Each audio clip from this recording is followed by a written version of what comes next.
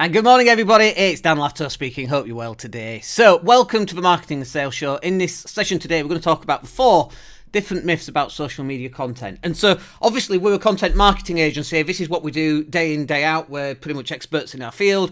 We've been doing this for a number of years. And so, all of this comes from our experience. Other people's experiences might be different. I don't really care. But this is our experience with lots and lots of clients, hundreds, thousands. Like literally thousands of pieces of content go out every single month that's been produced by our business on behalf of our clients, which is, it's just phenomenal, literally. It's something like 1,800 pieces a month of content. That's images, videos, podcasts, audio, everything. Copy, Facebook ads, Google ads. We put out so much content. Anyway, in today's session, we want to talk about some of the myths that I've heard people speak to me about. And we just want to kind of dispel some of those. So we'll crack straight on into the content. So first one, myths about social media content is that everybody's watching. And oh my gosh, I messed up and I'm ruined. I got to tell you folks, nobody's watching. Nobody's watching your content. Nobody cares. Everyone's really busy. Everyone is so focused on what they're doing. And unless you've got a piece of content that people absolutely need to listen to, and it will absolutely change their lives, it's just not that relevant. And so you know, if you do mess up, and boy, we mess up all the time. We did one last week, and before I go live every session, I hit the start record button. So I record and I do the intro, I do this screen, and I do the outro, plus I do the spare screen as well, the second screen I've got set up, just to make sure that the sound actually works. And then I press stop, and then I listen back to the recording, just to make sure that the sound works and all of that kind of thing. Now, I've done this where before I used to have that process, I would go live and the microphone didn't work. For whatever reason, it's all plugged in, nothing's really changed, but the microphone didn't work. And I'd do 45 minutes on a session, and I'd be talking away, and nothing, there was no sound. And that was one. And then just a few weeks ago as well, I hit the stream button instead of the start recording button. So I'm here looking at my screens, trying to wake up with my coffee, and I'm live, and I didn't know it. And I'm like, oh no, I'm ruined, I messed up. And then I was like, oh, no one's watching anyway. So it's like, it doesn't really matter. And then we went onto Twitter, and went onto Facebook, went onto YouTube, and we cancelled them all. The only one that we didn't cancel was LinkedIn. We're like, oh, screw it, we'll just leave it out there, basically. But who cares? It's like nobody cares. You're not on the BBC News. You're not on Luther or a Netflix show. Nobody cares, right? So stop worrying about the fact that you feel that if you mess up, you're ruined in some way. Stop thinking, oh my gosh, everybody's watching. And one of the downsides of thinking that everybody's watching is that you get really, really nervous. And actually, what I do, and sometimes I get nervous too. I had a little twinge of nervousness just before we transitioned to the live show. But one of the things that you can do if you feel like you're gonna, be overwhelmed with nerves, is you can just pick one person. Pick a conversation that you've had this week, and when you're talking about this particular piece of topic, you can simply picture that you're having a conversation with them.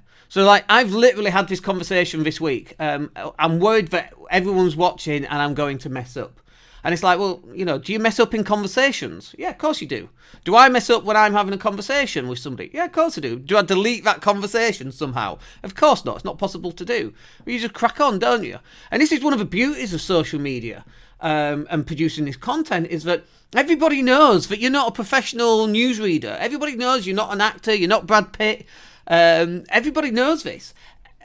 Everybody knows that you're producing this content at home, in your lounge, in your living room, in your home office, walking down the street. Everybody knows that. And actually, that's one of the captivating bits about creating content, is that it's raw and it's authentic, and people really, really love that authenticity that creating a piece of content like this actually does. And in fact, sometimes this can be overproduced. What you're seeing up here and over here, and where am I, down here, this can be overproduced sometimes. Now, I actually quite like this setup. I like it with the banner and with the agenda, because 1, it reminds me what on earth I'm supposed to be doing.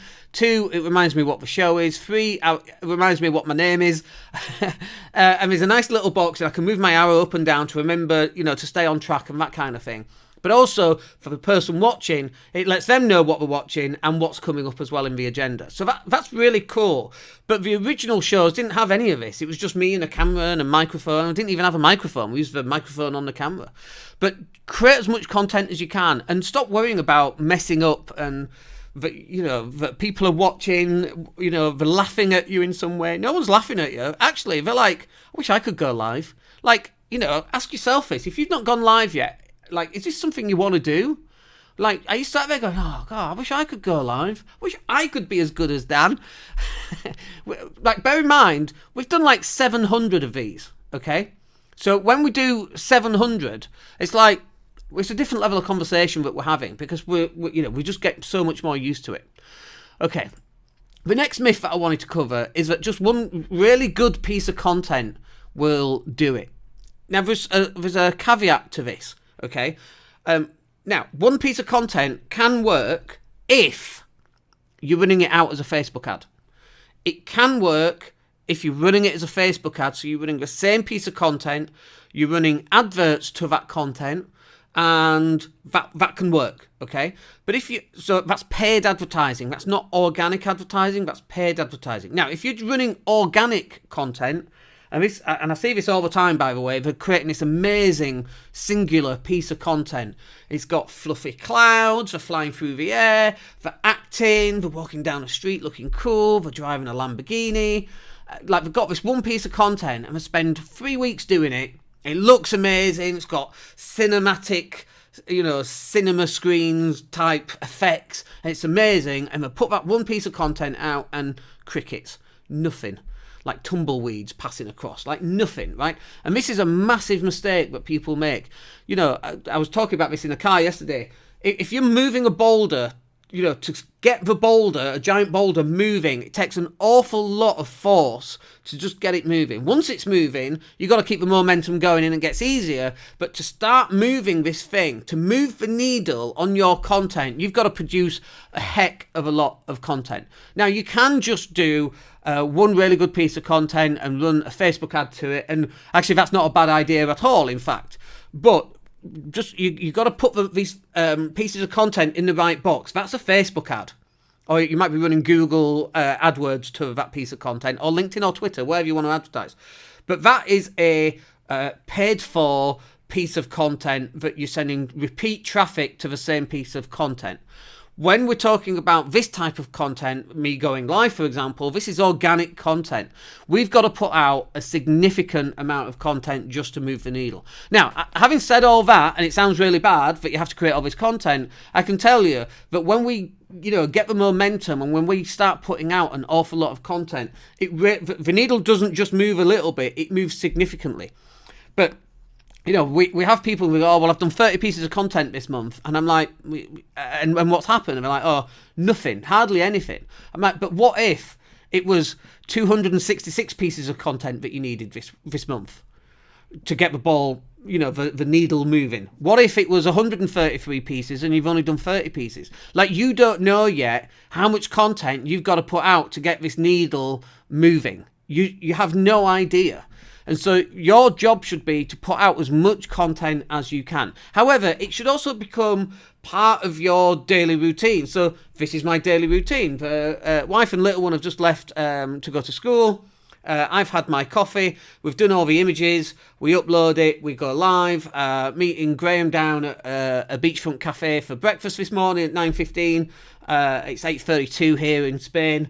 And so it's all this is part of my daily routine. So as much as I wake up, have a shower, have a coffee and go live, it's all the same stuff. Going live now is part of my daily routine. The only extra bit I need to add to my daily routine is to get to bloody CrossFit, so I can start losing some pounds. But that's not happening yet. It's too cold, God damn it. Even though we're in Spain, I'm freezing. So your content creation should become part of a kind of routine. One of my other routines, and some people don't like this, and that's okay, but it's all right for Jeremy Clarkson, it's all right for me, but I put the phone into the phone holder in the car and I press record. And then as I'm driving from A to B, I've got a singular piece of content that I'm going to put out. So it becomes habit formed. And so I've got into the habit of just creating a lot of content. And because I'm in the habit, we're now reaping the rewards of that.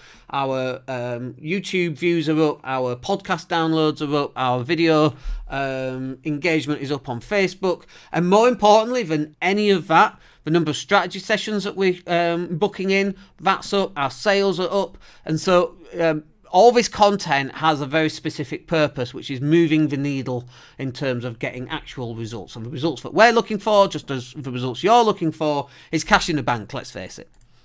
Okay, next myth about social media content is that you've got a motivated and captivated audience. I've got to tell you, folks, you have not got a motivated audience. People are not sat there waiting by their phone to be notified that you've gone live. Like, if somebody catches your live stream, it's luck. It's pure coincidence. They're not sat there waiting with bated breath until you go live. You're not Netflix. You're not you're not Squid Games, where you've got this captivated audience who are waiting for the next episode. It just doesn't work like that. So in order for you to captivate and motivate your audience, again, you've got to put out a significant amount of content. Now, obviously, putting out a lot of content, that can be quite hard. But also, you've got to put out content at a time when an audience might be receptive to listening to that content, okay? So, like, we go live, it's 7:30 a.m. in the UK right now, 8 just after 8:30 in Spain. Like, who's watching this content at 7:30 in the morning? Not many people. But that's not the point.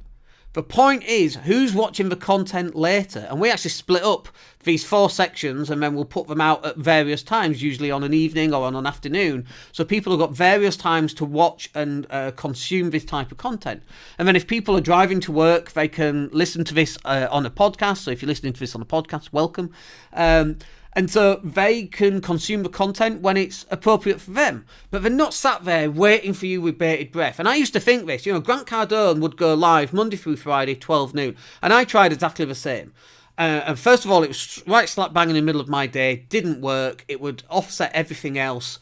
And I would have to put everything else around that. And it would just get in the way, quite frankly. Now, if you're Grant Cardone with 6.4 million subscribers or whatever it is on YouTube, then yeah, you have a motivated and captivated audience. But for all us other mere mortals, we haven't got that. We don't carry such a large following. And also there's definitely a difference between the US and the UK. The UK, for some reason, just hate this stuff. Like, they're not as...